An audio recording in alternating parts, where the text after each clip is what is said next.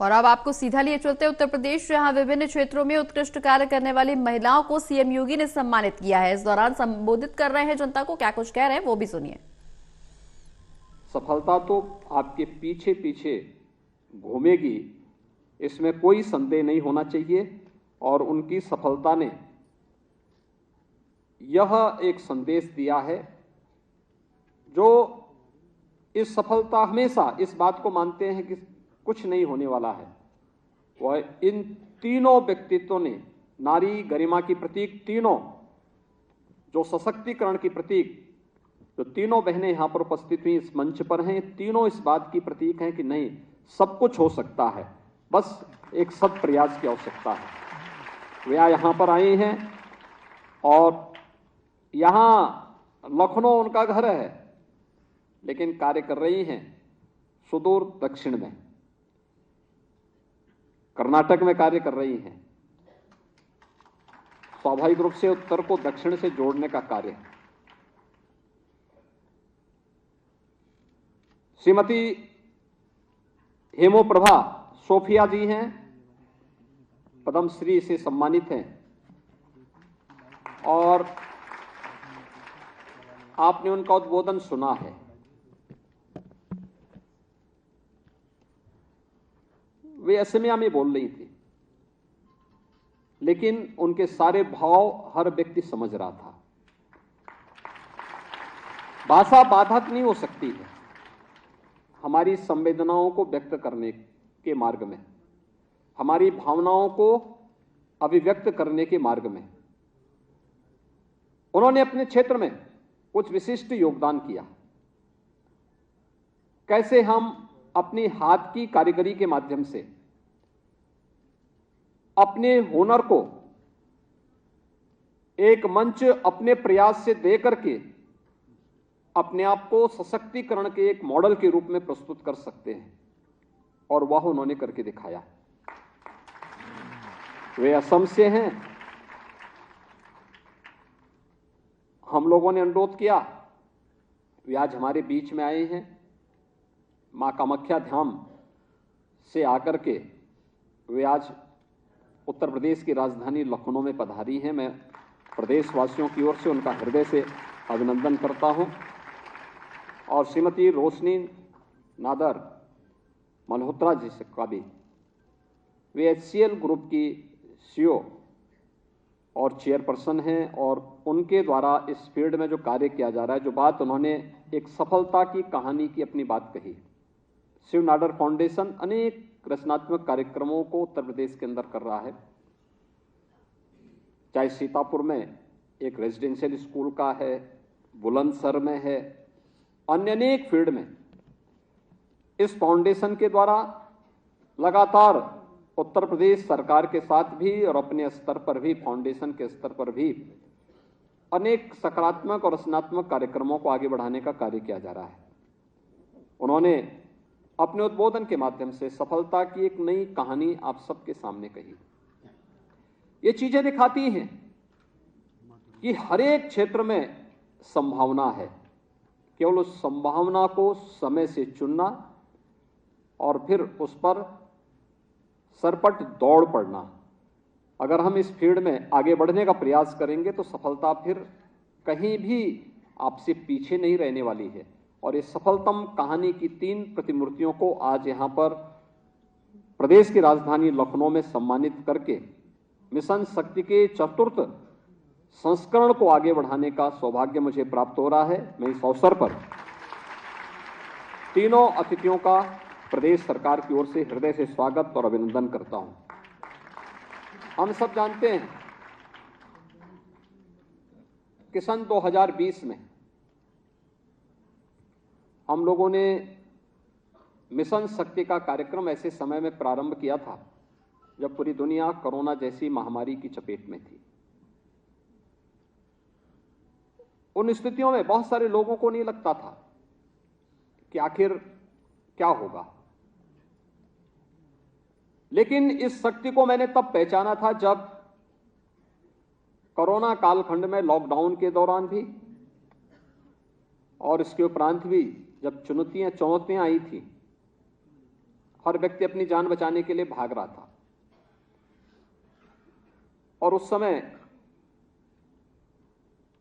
कुछ लोगों ने प्रयास किया कि एक नकारात्मकता पैदा की जाए, क्योंकि देश की सबसे बड़ी आबादी उत्तर प्रदेश में है, तो उत्तर प्रदेश के बारे में खराब और नकारात्मक माहौल बनाएंगे तो हो सकता है कुछ लोगों का उल्लू सीधा हो जाए, लेकिन अफवाह के माध्यम से अव्यवस्था पैदा करना। तो मुझे स्वयं फील्ड में उतरना पड़ा था। मैं जिस गांव में जाता था, मुझे उस गांव में लोगों की सेवा करते हुए, लोगों के बीच में कार्य करते हुए कोई ना कोई एएनएम, आशा वर्कर या आंगनवाड़ी की कार्यकर्त्री वहां पर उस गांव में मुझे उनके बीच में कार्य करती हुई दिखाई देती थी।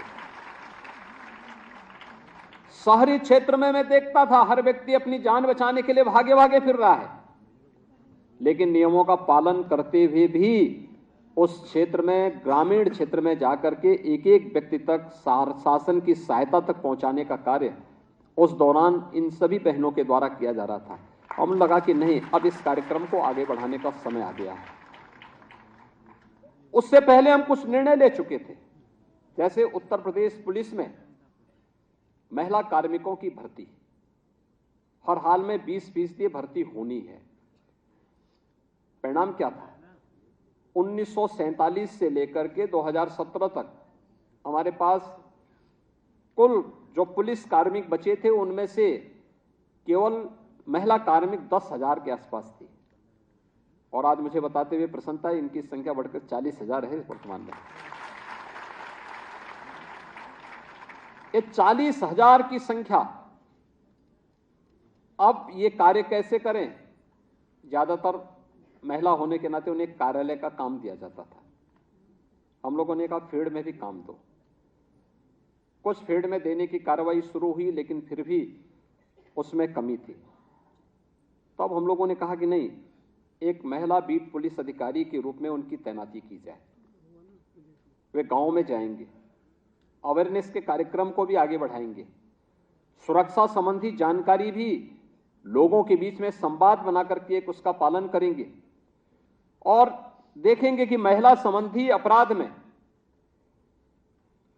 घटना के कारणों की जानकारी भी लेगी, अपराधियों की गिरफ्तारी में भी योगदान देगी, और फिर अपराधी के खिलाफ समय पे विवेचना हो सके,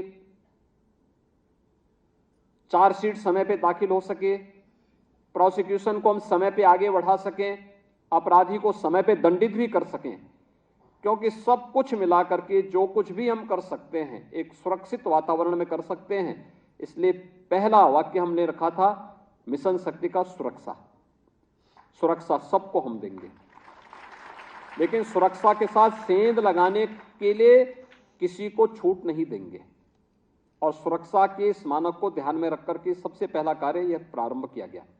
भर्तियां भी की गई, प्रशिक्षण हुए, और फिर इस कार्यक्रम को प्रभावी ढंग से लागू किया गया। आज अगर आप एनसीआरबी के आंकड़ों को देखेंगे, महिला संबंधी अपराध में काफी गिरावट आई है।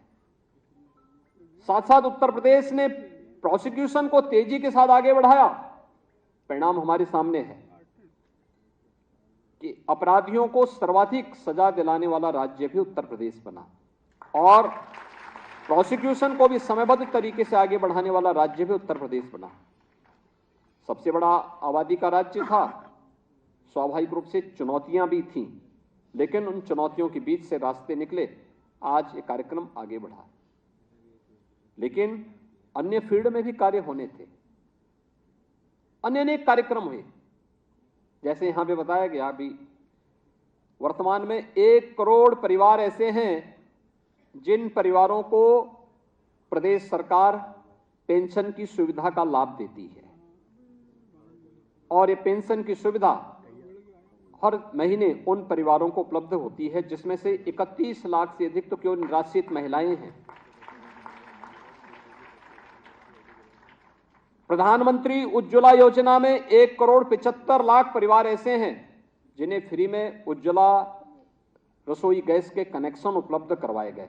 और मैं चाहूंगा कि जितनी जल्दी हो सके इन्हें आधार से लिंक करें, जिससे हम उन्हें फ्री में रसोई गैस के कनेक्शन दीपावली के पहले पहले भी एक सिलेंडर भी उपलब्ध करवाने की कार्रवाई को आगे बढ़ा सकें। हम शासन से आदेश कर चुके हैं। ये कार्रवाई केवल आगे बढ़नी, आधार से लिंक होते ही हम पैसा डीबीटी के माध्यम से उनके अकाउंट में भी भेजने की कार्रवाई शुरू कर देंगे। इसके साथ ही प्रदेश ने 55 लाख लोगों को एक आवास भी उपलब्ध कराया है। आप देख रहे होंगे जो संख्या में बोल रहा हूं, ये 55 लाख है और 66 लाख परिवार ऐसे हैं। ग्रामीण क्षेत्र में क्या होता था कि व्यक्ति ग्राम सभा के भूमि पर अपना घर बना लेता था। अगर मकान कभी क्षतिग्रस्त हो गया, टूट गया और परिवार की स्थिति बहुत दयनीय है, गांव में दबंग लोग फिर आवास नहीं बनाने देते थे। अब प्रधानमंत्री स्वामित्व योजना के माध्यम से 66 लाख परिवारों को अब तक जहां पे उनका घर है वहीं का मालिकाना का अधिकार भी उन्हें उपलब्ध करवा दिया गया है। इसमें अधिकतर महिलाओं को यह अधिकार दिया गया है। अधिकतर महिलाओं को अधिकार दिया गया है। अन्य ऐसी अनेक योजनाएं पिछले 9 वर्ष के अंदर प्रधानमंत्री मोदी जी के नेतृत्व में बेटी बचाओ बेटी पढ़ाओ से लेकर के मातृ वंदना अभियान का हो, ये जितने कार्यक्रम हैं ये लगातार चले हैं। तो वेलफेयर की भी अनेक स्कीम चली। स्नातक तक बालिकाओं के लिए निःशुल्क पढ़ाई की व्यवस्था हो, या फिर भ्रूण परीक्षण के नाम पर जो बेटियों के साथ भेदभाव होता था, आज बेटी के जन्म लेने से लेकर के स्नातक तक 15,000 रुपये की सहायता एक पैकेज के रूप में हम लोग प्रदेश सरकार की ओर से मुख्यमंत्री कन्या सुमंगला योजना के माध्यम से बेटी को दे रहे हैं। तो बेटी की शादी के लिए सामूहिक विवाह योजना के माध्यम से 51,000 रुपये की सहायता भी प्रदेश सरकार दे रही है, जिसमें 3 लाख गरीब बेटियों की शादी अब तक इस योजना के अंतर्गत संपन्न हुई है। यानी ये अनेक कार्यक्रम हैं जिन कार्यक्रमों के माध्यम से हमने ये अभियान आगे बढ़ाया। तो स्वावलंबन के भी अनेक कार्यक्रम हुए। 1 डिस्ट्रिक्ट 1 प्रोडक्ट का जो हमारा कार्यक्रम है, 1 डिस्ट्रिक्ट 1 प्रोडक्ट में ज्यादातर लाभार्थी और प्रशिक्षण प्राप्त करने वाली महिलाएं हैं, जिन्होंने इसको एक मॉडल के रूप में प्रस्तुत किया। यह मॉडल प्रधानमंत्री जी के वोकल फॉर लोकल और लोकल फॉर ग्लोबल। तो लखनऊ से मुख्यमंत्री योगी आदित्यनाथ को सुन रहे थे आप, जहां वो अलग अलग क्षेत्रों में अच्छा और उत्कृष्ट कार्य करने वाली महिलाओं को संबोधित करते हुए नजर आए। बता दें कि इससे पहले तमाम महिलाओं को सम्मानित भी मुख्यमंत्री की तरफ से किया गया। साथ ही पुलिस भर्ती जैसे तमाम सुविधाओं में महिलाओं का क्या कुछ योगदान है और इसमें महिलाओं के लिए क्या कुछ राज्य सरकार की तरफ से प्रबंध किए गए हैं, वो भी सीएम योगी साझा करते हुए नजर आए।